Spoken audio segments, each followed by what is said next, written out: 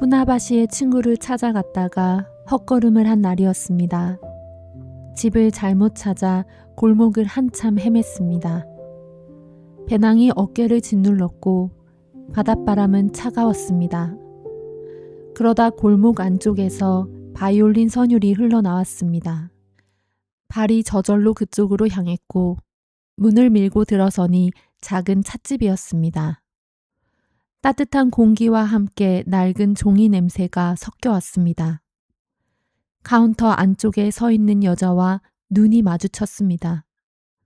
주름진 얼굴, 느리고 조심스러운 손놀림.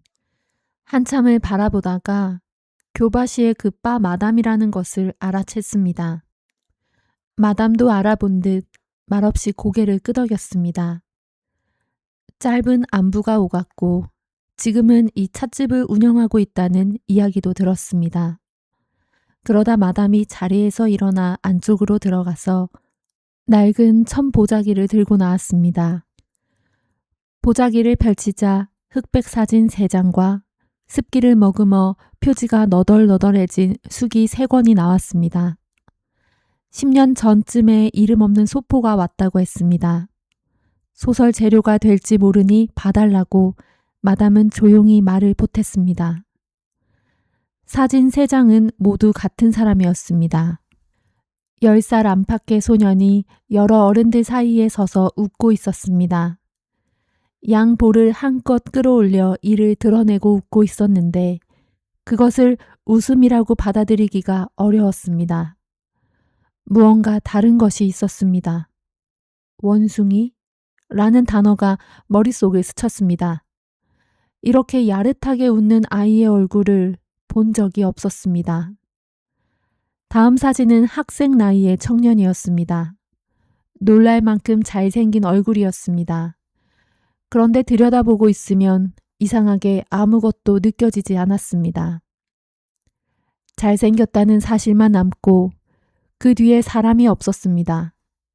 이것도 이상한 사진이었습니다. 마지막 한 장은 좀처럼 이해하기 어려웠습니다. 나이를 짐작할 수 없었습니다. 머리카락은 희고 이마에 주름이 깊었는데 그것이 늙음 때문으로는 보이지 않았습니다.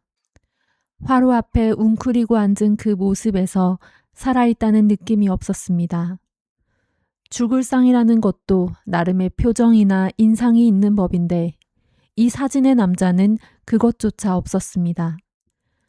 사람의 몸에 늙은 말의 머리를 갖다 붙이면 이런 느낌이 될까? 라는 생각이 들었습니다. 보고 있으면 기분이 나빴습니다. 오래 들여다볼수록 점점 더. 마담이 수기를 앞으로 밀었습니다. 첫 장을 넘기자 누렇게 바랜 종이 위로 만년필의 푸른 잉크가 눈에 들어왔습니다. 부끄럼 많은 생애를 보내왔습니다. 저는 인간의 삶이라는 것을 도무지 이해할 수 없습니다. 가늘고 심하게 떨리는 글씨로 수기는 시작되고 있었습니다. 여름밤이었습니다. 츠가루 지방의 오래된 대저택, 그 넓은 거실에 끈적한 열기가 가득 차 있었습니다. 천장의 샹들리에가 누런 불빛을 흘리고 그 아래로 어른들의 웃음소리와 술잔 부딪히는 소리가 끊임없이 겹쳐들었습니다. 오바요조. 대가족의 막내로 태어난 이 소녀는 긴 식탁의 가장 구석자리에 몸을 웅크리고 앉아 있었습니다. 아버지는 지역의 대지주의자 유력한 정치인이었고 저택에는 늘 손님이 끊이지 않았습니다. 식탁 위로는 구운 도미에서 올라오는 기름 냄새와 독한 청주 냄새가 뒤섞여 떠돌고 있었습니다. 요조는 그 냄새를 맡으며 어른들의 얼굴을 가만히 살폈습니다. 방금 전까지 하품을 참으며 벽시계를 흘겨보던 친척 아저씨가 아버지가 입을 여는 순간 눈을 번쩍 뜨며 박수를 치기 시작한 것입니다.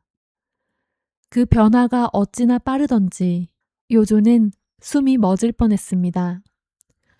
칭찬을 쏟아내는 입과 상 밑에서 지루하게 까딱이는 발, 화를 내면서도 웃고 속으로 비웃으면서도 허리를 깊이 숙이는 사람들. 요조의 눈에 비친 어른들은 겉과 속이 전혀 다른 방향으로 움직이는 생물들이었습니다. 그것은 한 번의 목격으로 끝나지 않았습니다. 연회가 있는 날마다, 아버지의 손님이 바뀔 때마다 매번 같은 광경이 반복되었습니다. 웃는 얼굴로 들어와 웃는 얼굴로 나가는 사람들. 그러나 그 웃음 뒤에 무엇이 있는지를 요조는 이미 알아버렸습니다.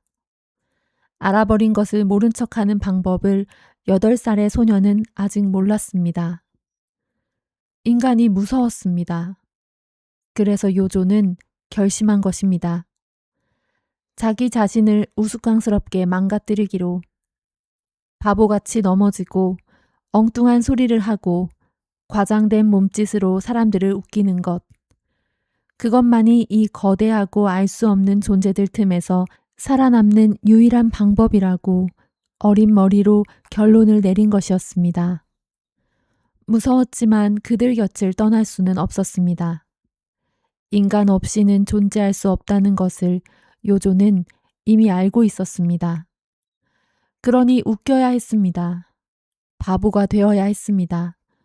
그것은 장난이 아니라 인간을 향한 마지막 구애였습니다. 그러나 가면을 쓰는 법을 익힌다고 해서 모든 것을 막을 수 있는 것은 아니었습니다. 밤이면 어두운 복도에서 하녀와 머슴의 크고 거친 손이 요조의 몸 위를 지나갔습니다. 요조는 소리를 내지 못했습니다. 소리를 내면 이 집에서 쫓겨날 것 같았고, 무엇보다 그 사실이 알려지는 순간 자신이 더럽혀진 존재로 드러나 버릴까 두려웠기 때문입니다. 그러니 아침이 오면 다시 웃는 수밖에요. 아무 일도 없었다는 듯이. 웃음이 방패가 된다는 것을 요조는 이렇게 몸으로 배워갔습니다. 며칠 뒤 도쿄 출장을 앞둔 아버지가 아이들을 불러 모았습니다. 검은 가죽 수첩을 펼치고 도쿄에서 사다 줄 선물을 하나씩 물었습니다. 형들과 누나들은 망설임 없이 장난감과 비단옷을 말했고, 아버지는 만족스러운 얼굴로 수첩에 적어 내려갔습니다. 차례가 요조에게 돌아왔습니다. 아버지가 펜을 쥔 채 내려다보자 요조는 입술을 달싹였지만 아무 소리도 나오지 않았습니다. 사실 얇은 동화책 한 권을 갖고 싶었지만 그것이 아버지가 원하는 대답인지 알 수 없었기 때문입니다. 침묵이 길어지자 아버지의 얼굴에 실망이 스쳤고 수첩이 덮였습니다. 가슴이 쿵쿵 뛰었습니다. 아버지의 기대를 저버렸다는 두려움이 밀려온 것입니다. 그날 밤 식구들이 모두 잠든 뒤였습니다. 시계추 소리만 일정하게 울리는 어둠 속에서 요조는 이불을 걷어내고 맨발로 복도에 나섰습니다. 한 걸음 뗄 때마다 마루가 삐걱거렸고 그 소리에 숨을 멈추며 바닥에 바짝 엎드려야 했습니다. 거실 탁자 위에 아버지의 수첩이 놓여 있었습니다. 수첩을 펴고 연필을 집었습니다. 손끝이 가늘게 떨렸습니다. 낮에 아버지가 사자춤 탈 이야기를 하며 보였던 표정, 요조가 그것을 좋아해 주기를 바라는 눈빛을 요조는 놓치지 않았습니다.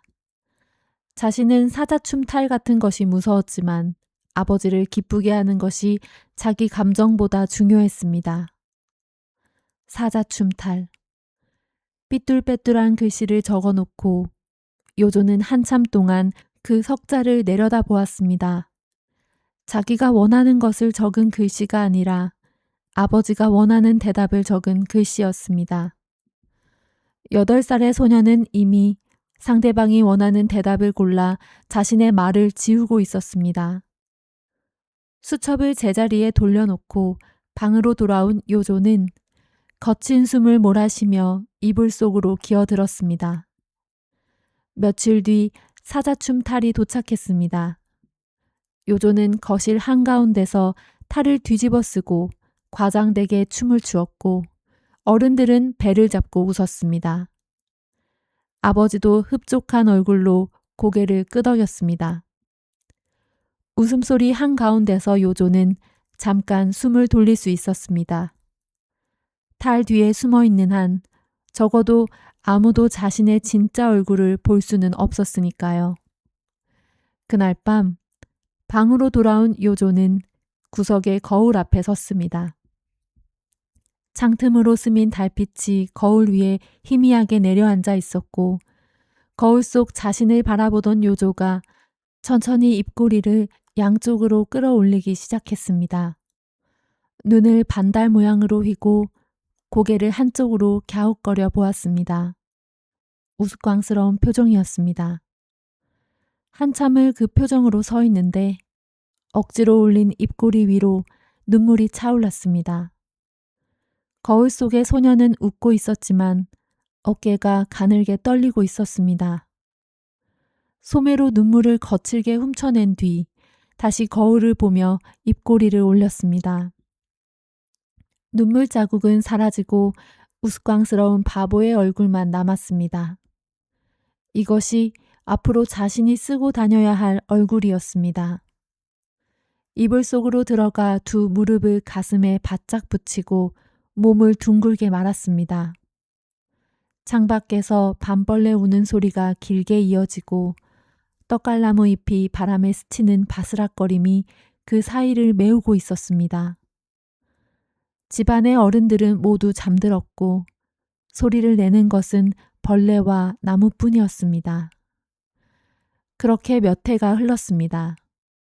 바보의 얼굴은 점점 능숙해졌고 진짜 얼굴은 점점 깊은 곳으로 가라앉았습니다. 소년 시절 후반에도 요조의 익살은 계속되었습니다. 체육 시간, 철봉에 매달려 있던 요조는 체조교사의 시선이 자신에게 닿는 순간을 기다렸다가 손을 놓았습니다. 모래 바닥에 엉덩방아를 찍고 흙투성이가 된 채 뒤통수를 긁적이며 바보같이 웃어 보이자 둘러싼 학생들 사이에서 웃음이 터져 나왔습니다. 무릎에서 피가 배어 나왔지만 그것은 아무래도 좋은 일이었습니다. 사람들을 안심시켰다는 것, 그것만이 중요했으니까요. 그런데 그날 등 뒤에서 누군가 쪼그려 앉더니 귓가에 대고 낮은 목소리로 말했습니다. 평소 말이 거의 없고 눈빛이 흐리던 동급생 다케이치였습니다. 일부러 그랬지. 단 한마디였습니다. 요조는 웃는 얼굴 그대로 굳어버렸습니다. 저렇게 둔해 보이는 아이가 아무도 눈치채지 못한 것을 꿰뚫어 본 것입니다. 요조는 천천히 고개를 돌려 다케이치의 얼굴을 바라보았습니다. 흐릿한 눈동자가 아무 감정 없이 요조를 보고 있었습니다. 다케이치는 그 뒤 아무 말도 하지 않았습니다. 방과 후 요조는 다케이치를 텅 빈 미술실로 끌고 갔습니다. 들킨 얼굴을 감추기 위해 오히려 더 깊은 비밀 하나를 내밀기로 한 것이었습니다. 기름 냄새가 감도는 구석에서 캔버스 덮개를 걷어내고 자신이 몰래 그려온 그림 한 장을 보여주었습니다. 사람들 앞에서 짓는 바보의 얼굴이 아니라 뼈가 앙상하게 드러나고 눈동자가 텅 빈 흉측한 도깨비 같은 자화상이었습니다. 요조의 진짜 얼굴이었습니다. 너에게만 보여주는 것이라며 다케이치의 어깨를 떨리는 손으로 움켜쥐었습니다. 다케이치는 한참 동안 그 그림을 들여다보더니 뜻밖의 말을 꺼냈습니다.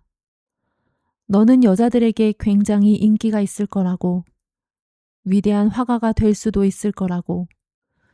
요조는 그때 그 말을 대수롭지 않게 흘려들었습니다. 그러나 세월이 흐른 뒤 여자들에게 인기가 있을 거라는 예언은 틀리지 않았습니다. 다만 그 인기가 요조를 어디로 데려갈지는 그때는 아무도 몰랐습니다. 위대한 화가가 될 거라는 예언은 싸구려 잡지에 들어갈 만화를 찍어내는 손으로 끝났습니다. 다케이치는 그 뒤로도 요조의 익사를 입 밖에 낸 적이 없었습니다. 두 사람은 특별히 친해지지도 멀어지지도 않은 채 졸업을 맞았습니다. 요조에게 다케이치는 생애 처음으로 진짜 얼굴을 들킨 사람이었지만 그것을 무기로 쓰지 않은 유일한 사람이기도 했습니다. 시간이 흘러 도쿄로 진학한 요조는 잿빛 매연이 자욱한 우에노역에 발을 디뎠습니다. 역 앞 광장에는 짐 보따리를 맨 사람들이 개미떼처럼 엉켜 있었고 기차의 굉음과 낯선 사람들의 땀 냄새가 뒤섞여 밀려왔습니다. 이 복잡한 도시에서 요조가 만난 사람은 호리키였습니다.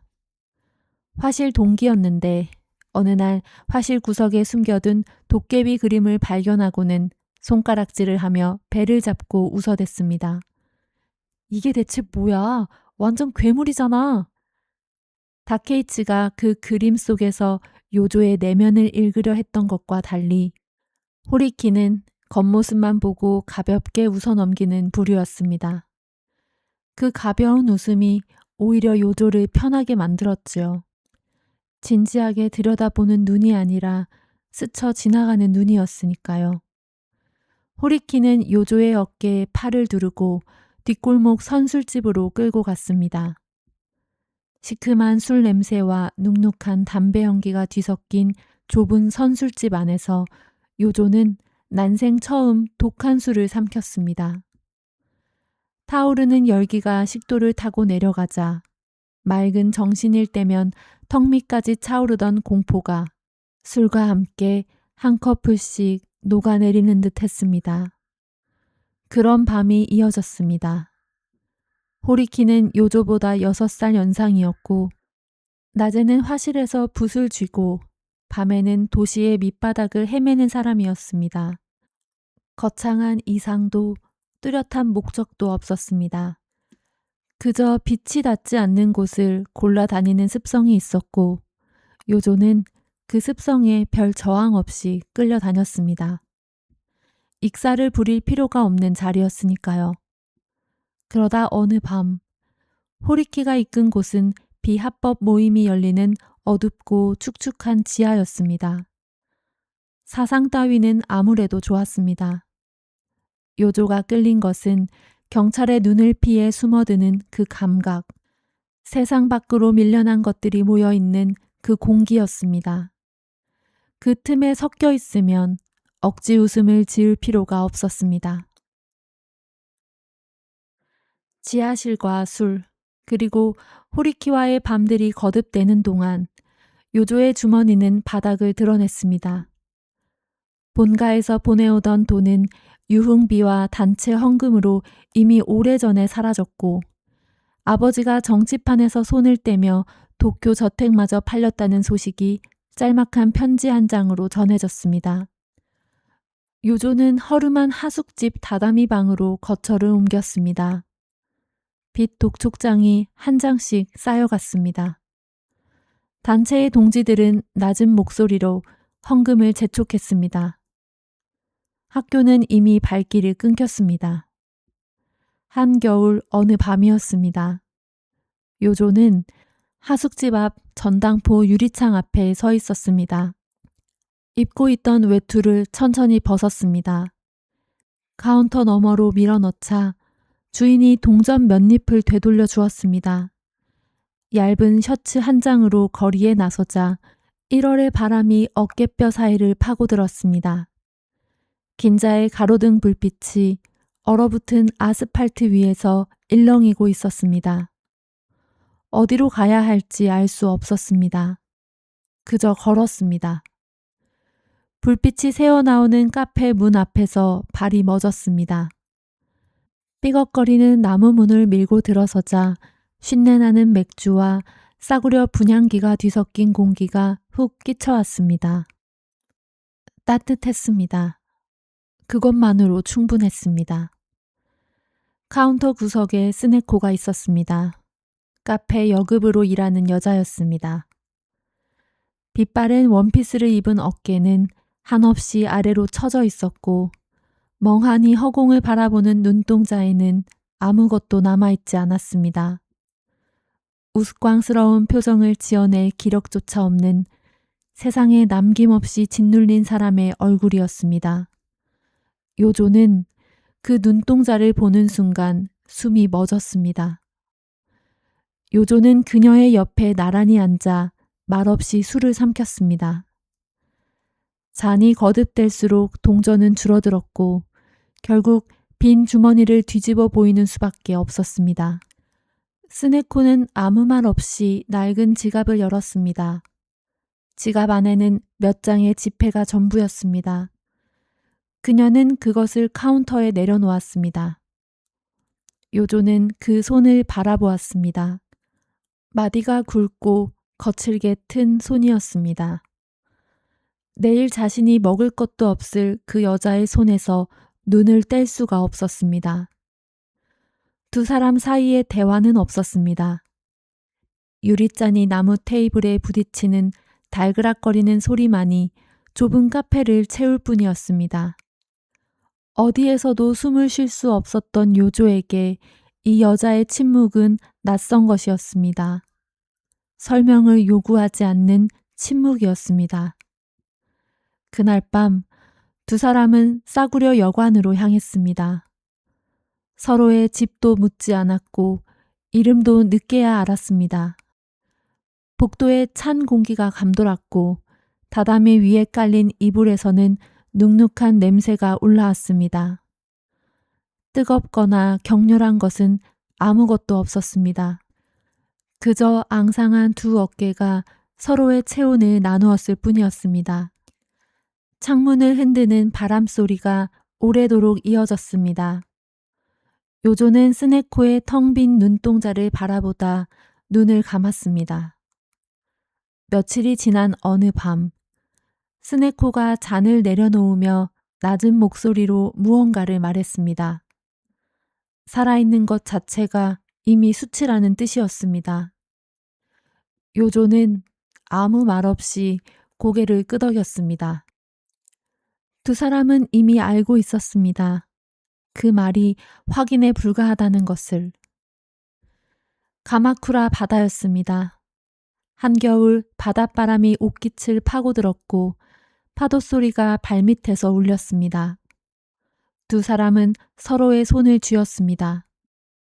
그리고 어둠 속으로 몸을 던졌습니다. 요조의 눈꺼풀 위로 쏟아진 것은 바닷물이 아니라 백열등 불빛이었습니다. 스네코는 돌아오지 않았습니다. 요조 혼자만 이 숨막히는 현실 한가운데로 다시 내던져진 것이었습니다. 자살 방조자로 몰렸고 집안이 나서서 가까스로 수습했습니다. 학교에서는 곧 퇴학 통보가 왔습니다. 병상에 누워 갈라진 천장에 얼룩을 새는 동안 밤마다 가마쿠라의 파도 소리가 귓가에서 맴돌았습니다. 병상에서 몇 주를 보낸 뒤 본가에서 사람이 왔습니다. 도쿄에서 조용히 지내라는 한마디만 남긴 채 돌아갔습니다. 퇴원 후 요조가 몸을 의탁하게 된 곳은 아버지의 옛 지인인 시부타라는 사람이 운영하는 골동품 가게였습니다. 요조는 그 사람을 속으로 넙치라고 불렀습니다. 납작한 얼굴에 눈이 양쪽으로 떨어져 있는 것이 꼭 넙치를 닮았기 때문이지요. 넙치는 요조를 2층 비좁은 다다미 방에 들였습니다. 외출은 마음대로 할 수 없었습니다. 죄인 취급이었습니다. 매일 천장에 얼룩을 새다가 아래층에서 넙치의 무거운 발소리가 계단을 타고 올라오면 심장이 덜컥 내려앉았습니다. 넙치는 어김없이 찻잔을 들고 들어와 요조 맞은편에 앉았습니다. 김이 빠진 미지근한 차였습니다. 도련님, 병원비와 밀린 방세는 어찌하시렵니까? 저도 땅을 파서 밥을 먹여드릴 순 없는 노릇이지 않습니까? 차분하고 나직한 목소리였습니다. 넙치는 고함을 치거나 화를 내는 법이 없었습니다. 사람 좋은 미소를 띤 채 요조의 해진 옷소매와 떨리는 손끝을 집요하게 훑어내리고 있었습니다. 본가에서 넉넉한 생활비가 온다는 것을 알면서도 마치 자기 돈으로 밥을 먹여주는 척 은근히 부채감을 심어왔습니다. 요조가 미술학교에 가고 싶다고 어렵게 입을 때려 하면 넙치는 말을 뚝 끊어버렸습니다. 애초에 요조의 대답은 들을 생각도 없었습니다. 차라리 멱살을 잡고 욕을 퍼붓는 편이 나았을 겁니다. 너를 걱정해서 하는 말이라는 얼굴로 목을 조여오는 위선은 폭력보다 훨씬 질겼습니다. 그런 날들이 수주일이나 이어졌습니다. 어느 밤 더 이상 견딜 수 없다는 것을 깨달은 요조는 넙치가 잠든 틈을 타 그 집을 빠져나왔습니다. 하지만 갈 곳이 없었습니다. 결국 발이 저절로 향한 곳은 호리키의 하숙집이었습니다. 문을 두드리자 호리키가 귀찮다는 얼굴로 문을 열었고 방 안에는 낯선 여자가 앉아 있었습니다. 삼류 잡지사에서 일하는 시즈코라고 했습니다. 당장 넘겨야 할 만화 원고가 있는데 그릴 사람이 없다고 그녀는 요조의 창백한 얼굴을 한참 바라보다 말했습니다. 요조는 그림을 그릴 줄 안다고 고개를 끄덕였습니다. 그것으로 충분했습니다. 시즈코는 코트를 여미며 일어섰고 요조는 그 뒤를 따라 나섰습니다. 그렇게 요조는 시즈코의 낡은 아파트로 흘러 들어갔습니다. 잠자리와 밥을 얻는 대신 요조는 시즈코가 물어다 주는 원고를 그려 넘겼습니다. 아동 잡지에 실릴 우스꽝스러운 연재 만화였습니다. 화실 구석에서 흉측한 도깨비 자화상을 그리며 진짜 자신을 토해내던 그 손으로 이제는 바보같이 과장된 표정의 캐릭터들을 찍어내야 했습니다. 그림 실력이 있던 요조의 만화는 제법 쏠쏠하게 팔렸습니다. 그러나 원고료가 손에 들어오면 어느새 술값으로 사라졌습니다. 돈이 떨어지면 시즈코의 옷가지를 몰래 들고 나와 전당포에 맡겨 싸구려 술을 샀습니다. 이른바 기둥서방 노릇이었습니다. 그런 나날이 몇 달째 이어졌습니다. 시즈코의 딸 시게코는 5살짜리 계집아이였는데 요조를 보면 아빠라고 부르며 달려들었습니다. 원고를 그리다 말고 아이와 바닥에 앉아 그림을 그려주면 시게코는 손뼉을 치며 까르르 소리를 냈습니다. 그 웃음소리가 방 안을 가득 채울 때 요조는 펜을 쥔 손을 잠시 멈추었습니다.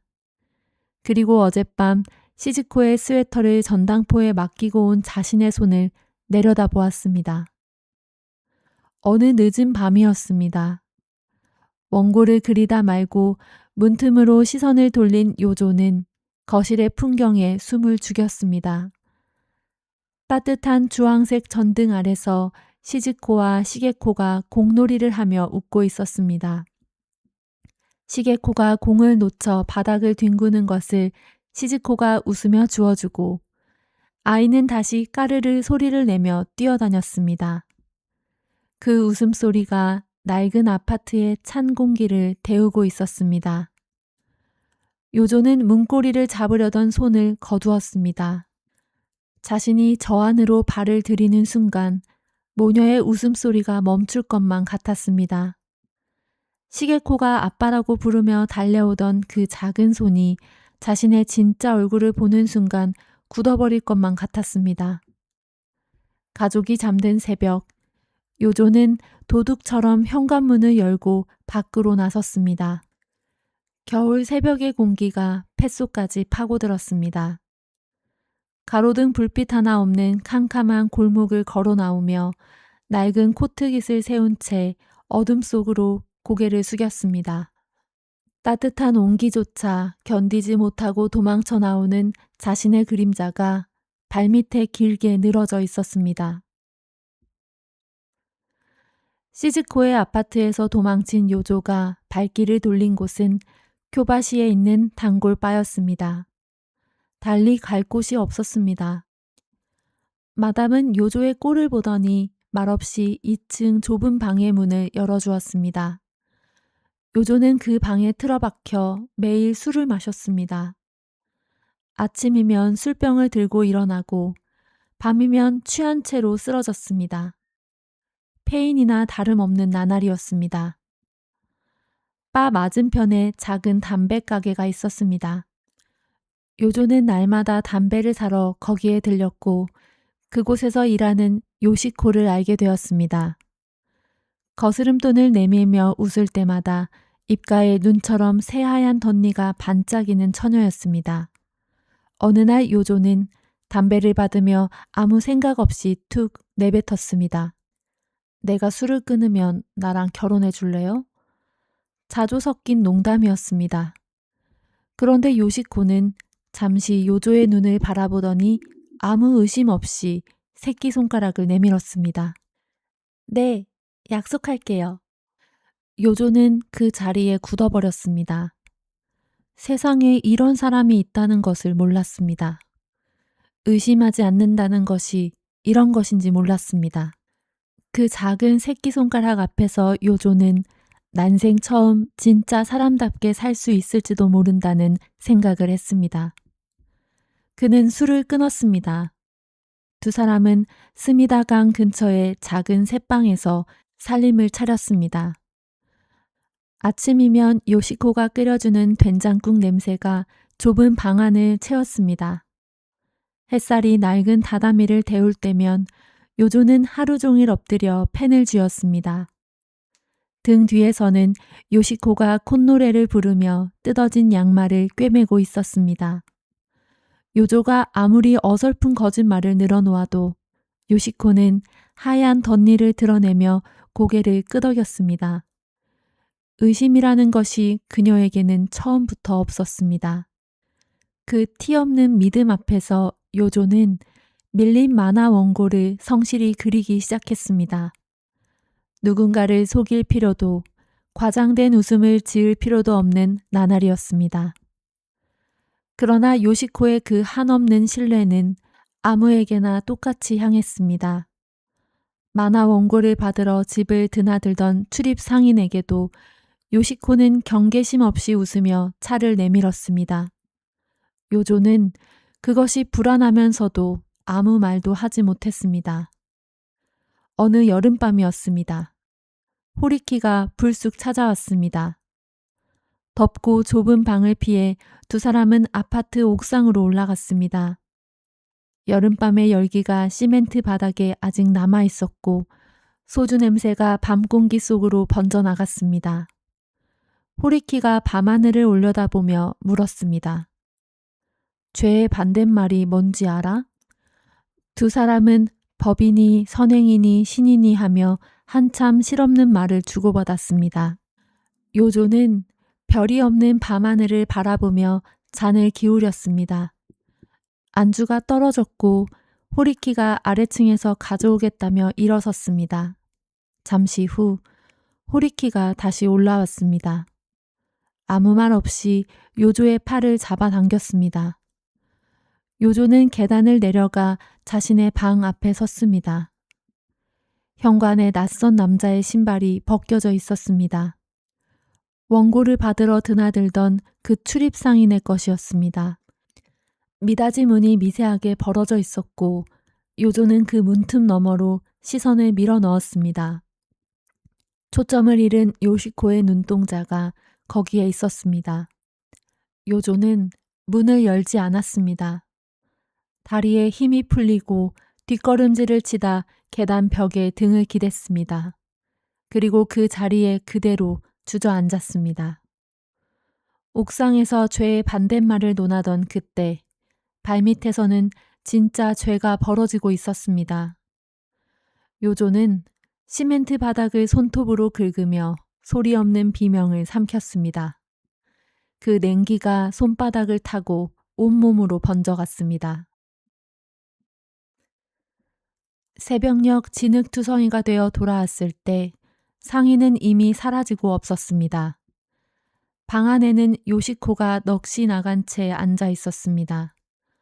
두 사람은 그 자리에서 한동안 움직이지 않았습니다. 창문 너머로 새벽빛이 조금씩 밀려들었고 방 안의 어둠이 희게 바뀌는 동안에도 아무도 말하지 않았습니다. 그날 이후 두 사람은 좁은 방 양 끝에서 서로의 그림자처럼 지냈습니다. 아침이면 요시코가 밥을 지었고 요조는 그 밥을 먹었습니다.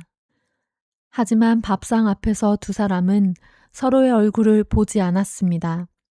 숟가락이 그릇에 닿는 소리만 방안을 채웠습니다.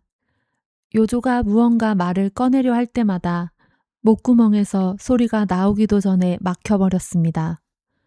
요시코는 밥그릇을 치우고 돌아서서 부엌으로 들어갔습니다. 등이 보이면 그걸로 끝이었습니다. 요조는 잠들지 못했습니다. 눈을 감으면 문틈으로 보았던 요시코의 눈동자가 떠올랐습니다. 초점을 잃고 허공을 헤매던 그 눈. 문을 열고 들어갔어야 했습니다.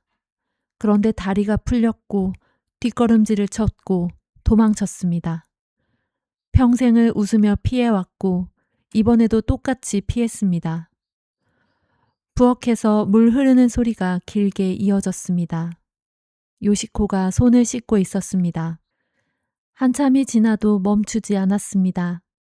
요조는 방 한쪽에 웅크린 채 그 소리를 들었습니다. 물소리 너머로 요시코의 손등이 보이는 것 같았습니다. 거칠게 붉어진 손등이. 요조는 눈을 감았고 물소리는 멈추지 않았습니다. 그렇게 며칠이 흘렀습니다. 잠도 오지 않고 원고도 손에 잡히지 않았습니다.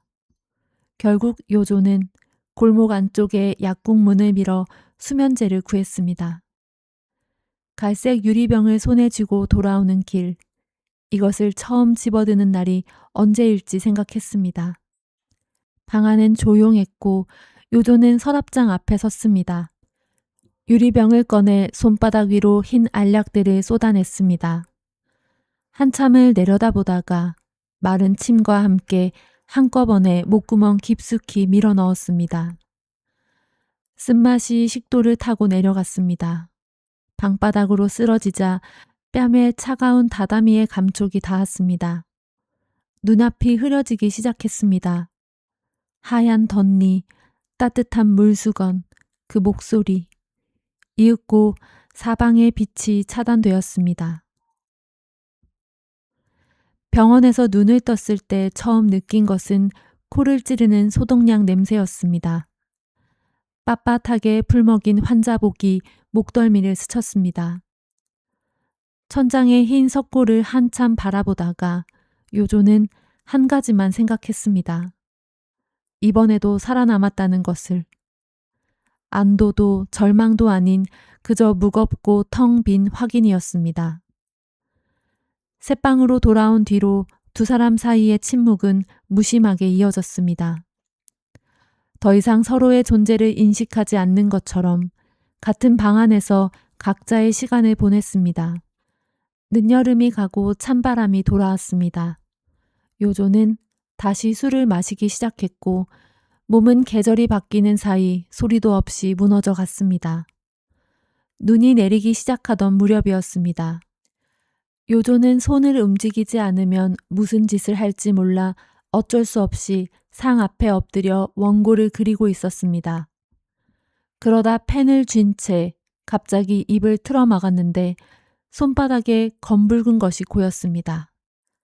각혈이었습니다.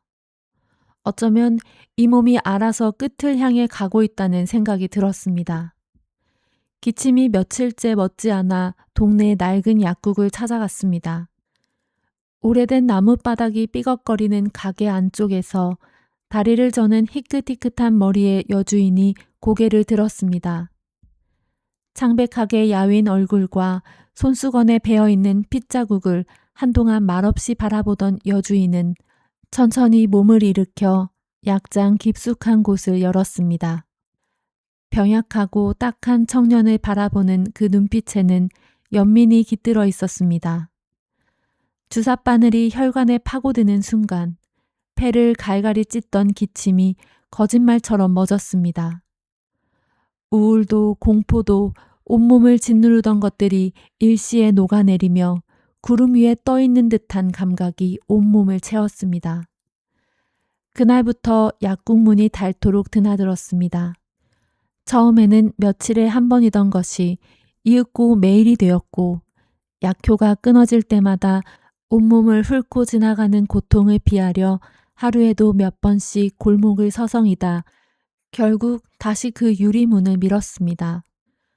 외상이 쌓여 도저히 갚을 수 없는 액수가 되자 요조는 여주인 앞에서 어릴 적 거울 앞에서 연습하던 그 웃음을 지어 보였습니다.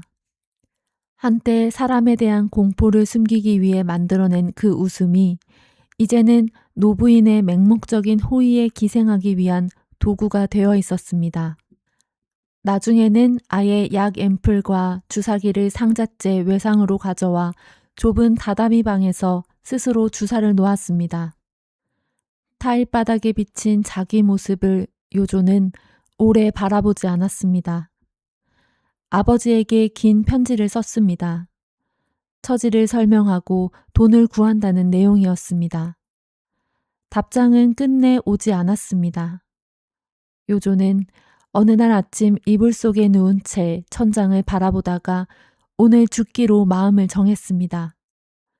평생을 사람들 눈치 속에서 웃어온 삶의 무게가 그날 아침 납덩이처럼 가슴 위에 내려앉아 있었고 더 이상 들어올릴 힘이 없었습니다. 그 오후 새방 문이 두드려졌습니다. 넙치와 호리키였습니다. 호리키는 요조를 보며 전에 없던 온화한 미소를 지었습니다. 늘 요조를 비웃거나 깎아내리던 그 입이 그날은 조용하고 부드러웠고 넙치가 차분한 목소리로 말했습니다. 당분간 병원에 가서 몸을 추스르는 게 좋겠다고, 좋은 곳을 알아봐 두었다고. 요조는 고개를 끄덕였습니다. 의심할 기력도 거절할 의지도 이미 오래전에 어디론가 사라져 있었습니다. 차에는 요시코도 타고 있었습니다. 보따리를 무릎 위에 꼭 쥔 채 창밖을 바라보는 그 옆모습을 요조는 한 번 보다 눈을 돌렸습니다. 호리키는 새 출발이니 몸 관리니 하는 말들을 늘어놓았고 요조는 창틀에 이마를 기댄 채 그 말들이 귓가를 흘러가도록 내버려 두었습니다. 차는 한참이나 산길을 올랐습니다. 어느 건물 앞에서 차가 멈추었고 요조는 그제서야 눈을 들었습니다. 높은 담장이 서 있었고 그 너머로 굵은 쇠창살이 박힌 회색 건물이 보였습니다. 맑은 산 공기 대신 소독약 냄새가 코를 찔렀고 흰 가운을 걸친 사람들이 무표정한 얼굴로 다가오고 있었습니다. 요조는 천천히 호리키 쪽으로 고개를 돌렸습니다. 호리키는 시선을 피했습니다. 사람들이 뇌병원이라고 부르는 곳이었습니다. 요조는 아무 말도 하지 않고 그 안으로 걸어 들어갔습니다. 떠나기 전 요시코가 다가왔습니다. 갈아입을 옷 보따리를 조용히 내밀었습니다. 그러고는 가방 안을 뒤져 무언가를 꺼냈습니다. 남은 약상자와 주사기였습니다. 요시코는 그것이 요조의 기침을 낫게 하는 약이라고 아직도 그렇게 믿고 있었던 걸까요? 요조는 그 가늘게 떨리는 손을 바라보다가 천천히 고개를 저었습니다. 세 사람의 발소리가 멀어졌습니다. 철문이 닫히고 자물쇠 걸리는 소리가 복도를 한번 울리더니 이윽고 아무 소리도 남지 않았습니다. 쇠창살 너머로 병원한 작은 연못이 보였습니다. 수련이 떠 있었고 요조는 침상에 걸터 앉은 채 한동안 그 연못만 바라보았습니다. 연못은 아무것도 묻지 않았고 수련은 그저 피어 있었습니다. 이제 그는 죄인조차 아니었습니다. 미치광이었습니다. 설령 이곳을 나간다 해도 그 낙인은 지워지지 않을 것이라는 걸 요조는 알고 있었습니다. 인간 실격. 이제 저는 완전히 인간이 아니게 되었습니다. 수련은 여전히 피어 있었습니다. 그로부터 3달이 지났습니다. 코스모스가 피기 시작하던 무렵 병원 복도 끝에서 맏형과 넙치가 걸어왔습니다. 맏형이 짧게 말했습니다. 아버지가 돌아가셨다고. 요조는 고개를 끄덕였습니다. 기쁘지도 슬프지도 않았습니다. 그 말이 자신과 어떤 관계가 있는지 잘 알 수가 없었습니다. 가족들은 요조를 고향에서 기차로 4-5시간 남쪽으로 내려간 해안의 온천지로 보냈습니다. 마을 변두리, 낡은 초가지붕 집이었습니다. 바닷바람에 오래 시달린 목재들이 비가 오면 습기를 머금고 부풀었다가 맑은 날이면 다시 수축하며 삐걱거렸습니다. 형이 고용한 60 가까운 늙은 하녀가 하루 2번 쟁반을 들고 왔습니다. 밥과 약을 내려놓고 말없이 사라졌습니다. 그 발소리가 멀어지고 나면 집 안에는 아무 소리도 남지 않았고 요조는 그 침묵을 불편하게 느끼지 않았습니다. 오래전부터 이런 정막 속에서 살아온 것 같은 느낌이었습니다. 창 너머로 바다가 보였습니다. 짠내가 하루 종일 집안을 채웠습니다. 요조는 대부분의 시간을 창가에 앉아 그 냄새를 맡으며 보냈습니다. 어느 날 거울 앞에 섰습니다. 올해 27이었습니다. 그런데 거울 속 남자의 머리카락은 하얗게 새어 있었고 길에서 마주치는 사람들은 그를 40이 훌쩍 넘은 사람으로 볼 것이었습니다. 27과 40 사이의 거리를 요조는 어느 길로 건너온 것인지 알 수 없었습니다. 거울을 오래 들여다보다 그냥 돌아섰습니다. 파도 소리가 들렸습니다. 가깝지도 멀지도 않은 고르고 지루한 소리였습니다. 요조는 그 소리를 들으며 안에서 무언가를 기다렸습니다. 공포가 오기를 혹은 슬픔이 오기를. 하지만 아무것도 오지 않았습니다. 공포도 슬픔도 분노도 이제는 그것들이 출발하는 자리 자체가 달아 있었습니다. 요조는 그것을 깨닫고 나서도 별로 놀라지 않았습니다. 갈라진 입술이 천천히 열렸습니다. 이제 나에게는 행복도 불행도 없습니다. 모든 것은 그저 지나갈 뿐입니다. 파도는 계속 밀려왔습니다. 수기 3권이 테이블 위에 가지런히 놓였습니다. 마담은 그것들을 조용히 바라보았습니다. 잠시 침묵이 흘렀습니다. 이 사람을 아십니까? 마담은 대답 대신 테이블 위의 사진들을 천천히 들여다보았습니다. 사람들을 웃기던 바보의 얼굴, 그리고 백발의 남자. 같은 사람이라고는 믿기 어려운 2장이었습니다. 마담은 한동안 말이 없었습니다. 주름진 손끝이 사진 위를 천천히 오래 쓸어내렸습니다. 술만 마시지 않으면, 아니 마셔도 하느님같이 착한 아이였어요. 마담의 손끝이 사진에서 떨어졌습니다. 찻잔의 차는 이미 식어 있었습니다. 테이블 위에는 백발이 된 남자의 얼굴만 조용히 남아 있었습니다. 1948년에 발표된 다자이 오사무의 소설 인간 실격은 패전 직후 일본 사회의 허무와 절망을 담아낸 현대문학의 대표작입니다. 무너진 시대를 배경으로 한 무레파 문학의 상징이자 작가 자신의 파멸적인 삶을 투영한 자전적 소설이기도 합니다. 출간 이후 전 세계에서 수천만 부가 팔리며 오랫동안 사랑받는 고전으로 자리 잡았습니다. 비극적인 사실이 하나 있습니다. 다자이 오사무는 평생 여러 차례 자살을 시도할 만큼 깊은 우울에 시달렸고 이 작품을 탈고한 직후 39의 나이에 연인과 함께 강에 투신하여 생을 마감했습니다. 뼈아픈 고백을 피토하듯 써내려간 이 유서 같은 책은 오늘날까지도 긴 세월 풍파를 견뎌오신 분들께 깊은 울림과 먹먹한 위로를 안겨주고 있습니다. 작가는 주인공 오바 요조를 통해 인간 사회의 위선과 타인에게 섞이지 못하는 한 개인의 공포를 파헤칩니다. 요조는 미움받지 않기 위해 스스로를 우스꽝스럽게 망가뜨리는 익살이라는 가면을 씁니다. 그렇게 인간 세계에 소속되려 몸부림치지만 순수했던 아내의 믿음마저 짓밟히는 현실 앞에서 마지막 희망을 잃고 맙니다. 그리고 스스로를 인간 실격이라고 선고합니다. 흥미로운 건 그렇게 파멸해간 요조를 두고 작품 말미에 마담이 하느님같이 착한 아이였다고 회상하는 점입니다. 진짜 실격당한 쪽은 요조가 아니라 순수한 영혼을 품어주지 못한 사회 그 자체가 아니었을까요? 이 작품은 그 무거운 질문을 우리에게 던집니다. 우리는 종종 요조처럼 가면을 쓴 채 하루하루를 버텨내고는 합니다. 진짜 모습이 들통날까 두려워 억지 웃음을 짓고 가족과 타인의 기대에 나를 맞추며 살아온 세월이 다들 한 번쯤 있으실 겁니다. 사람들의 잣대에 미치지 못하는 내가 초라하게 느껴져 남몰래 속을 끓이며 외로웠던 밤도 있었겠지요.